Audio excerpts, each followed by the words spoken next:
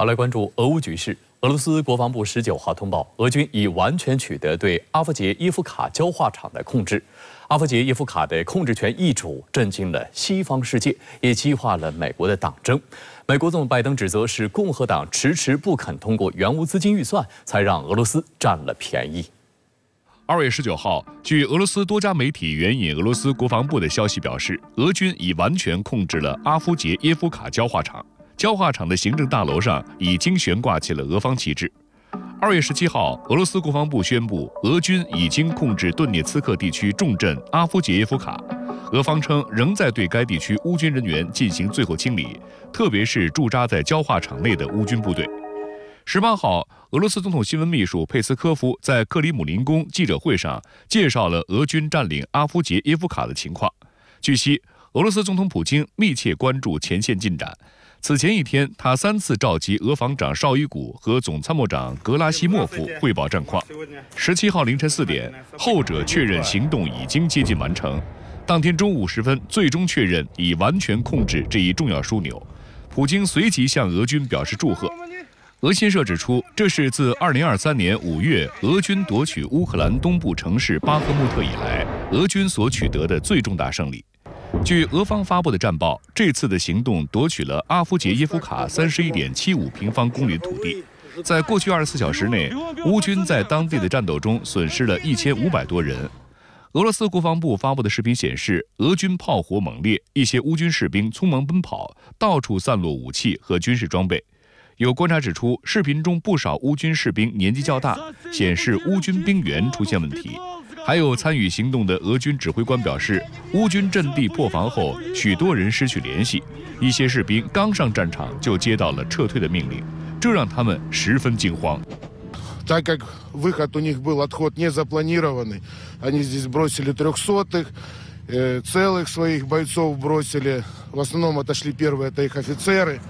это подразделение Азов. Мы сейчас заканчиваем зачистку мелких этих групп. 2月19号，俄罗斯国防部公布了多段在阿夫杰耶夫卡拍摄的视频。视频显示，在俄军炮火精确持续打击下，路上到处散落着乌军被摧毁或损坏的载具与重型装备。此外，网上发布的一段视频还显示，俄军使用无人机进行精确打击，消灭多名从阿夫杰耶夫卡徒步溃逃的乌军。据塔斯社报道，俄军在清理战场期间还发现了部分可疑乌军尸体，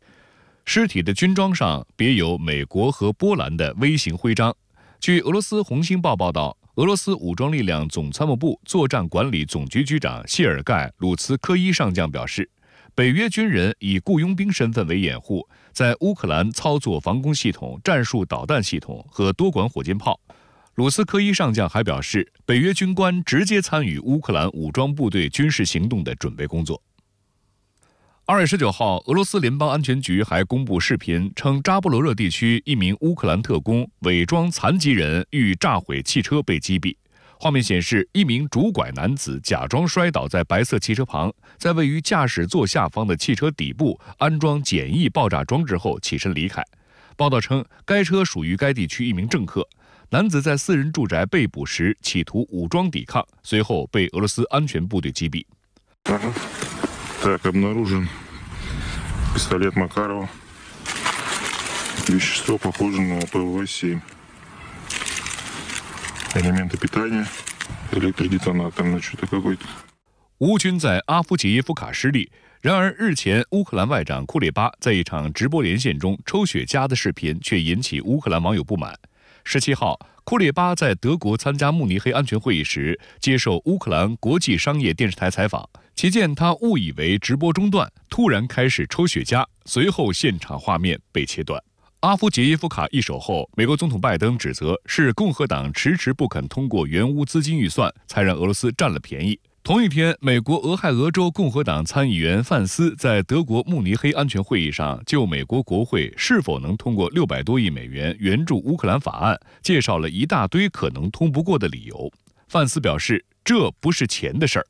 Fundamentally, the limiting factors for American support of Ukraine, it's not money, it's munitions. America, and this is true, by the way, of Europe too, we don't make enough munitions to support 2名台湾网红春节期间赴柬埔寨做直播，增加曝光量，但却引出了遭绑架凌虐的惊心动魄场面，连日来被岛内舆论高度关注。但事件很快反转，柬埔寨警方介入调查后，发现这完全是他们自导自演的虚假剧情。2人因此被当地法院以违反煽动制造社会动乱罪判处2年有期徒刑。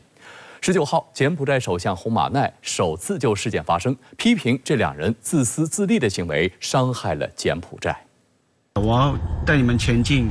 台湾人被骗来当猪仔的地方——柬埔寨的西港。12号晚，本名陈能串的台湾网红晚安小鸡在自己的社交平台账号上做直播，自称闯入柬埔寨西哈努克港的所谓诈骗园区凯博园区直播，遭突袭被打倒地，一度传闻失联。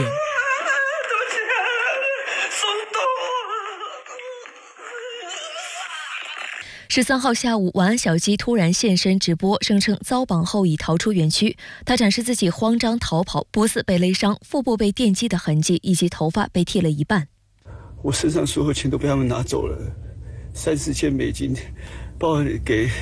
给司机的钱跟旅费。不过，眼尖的网友随后提出质疑：陈能串声称所有财物都被拿走，为何还能带出手机进行直播？而且他身上衣物更像是被剪刀剪破，而不是遭殴打后撕坏的。更离奇的是，陈能串12号失联后，他网名爱婆的妻子与网名杰哥的好友竟然没有第一时间报警，而是在当晚开直播，妻子更是在镜头前声泪俱下。小鸡他是很坚持一个人去，因为当初我就跟他说，我是希望他不要去的啦。所以他这次去的流程还有所有的地点，基本上我们比较不了解，这是实话。同一天，陈能串的好友本名鲁祖显的网红阿闹也上线开直播，驳斥网友的造假说。小鸡很强的，小鸡一路这样走过来，也是各种大大小小的事情没遇过，没有人会想要拿自己的名开玩笑。他还在直播中哭得死去活来，活灵活现，就是要力挺好友。值得注意的是，此事迅速受到柬埔寨警方关注。在相关直播发布后不久，柬埔寨西哈努克省省长郭松朗在社交媒体发布晚安小鸡的肖像照片，呼吁知情人士帮助找人。但事件很快反转，柬埔寨警方调查发现，整个事件就是自导自演的骗局。鲁祖显的这场哭戏就是为了配合陈能串之前的直播失联，因为鲁祖显当时就身在柬埔寨。而在台湾的陈能串妻子爱婆与好友杰哥也疑似是事件中的共犯，一起串谋演戏造假。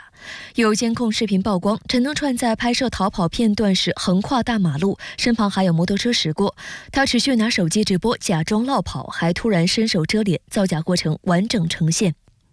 据台媒起底，陈能串经常在社交平台开探险直播，带领观众一同前往废弃建筑冒险。由于经常会拍到类似鬼魂身影、物体掉落，吸引许多想追求刺激的粉丝关注。他的好友阿闹、鲁祖显同样以闹鬼医院、校园、酒店为主题直播，并被起底为民进党籍台南市议员参选人李美素之子。柬埔寨西哈努克省初级法院15号裁定，陈能串和鲁祖显来柬埔寨的目的是为了拍摄关于人口贩卖、凌虐、强奸和人体器官交易的造假影片。2人因触犯煽动制造社会动乱罪被判处2年有期徒刑，且需被罚减币400万瑞尔，约合7200元人民币。当天下午，西哈努克省省长郭松朗召开记者会介绍，今年1月，陈能串等人计划到柬埔寨拍片，目的地为金边的一家医院。2月11号由金边国际机场入境，但他们很快发现，之前所看到的是医院的旧照片，与预期相去甚远，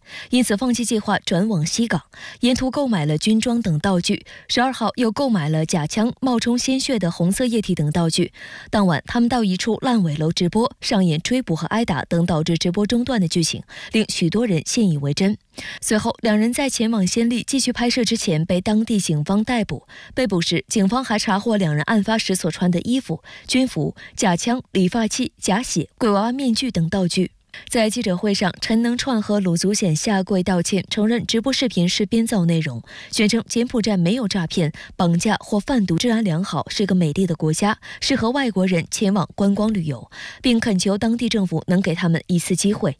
这个编造的视频全部都是我个人编造，非常抱歉。所以我希望柬埔寨政府可以给我们一次机会，因为我们原本计划最后面3、4天是希望能够拍整个柬埔寨所有的美丽的风景以及人事物给大家看，但是我们后来就没有机会了。19号，柬埔寨首相洪马奈首次对事件发声。据柬埔寨中文媒体《柬中时报》报道，洪马奈痛批这2名网红太自私，专门飞到柬埔寨造假。为了防止造假事件继续上演，柬埔寨将依法严惩造假者，他们将被判刑，在刑满后驱逐出境，并列进入境黑名单。此前一天，洪马奈的父亲、现任柬埔寨执政党人民党主席的前首相洪森，也在接受《柬中时报》采访时表示，他支持法院的判决，并呼吁司法部门不要减刑或特赦他们，一定要让他们在监狱里服满刑期。洪森强调，柬埔寨对任何造谣抹黑国家形象的行为是零容忍态度，只要造谣抹黑柬埔寨形象，损害柬埔寨声誉，必须受到柬埔寨法律制裁。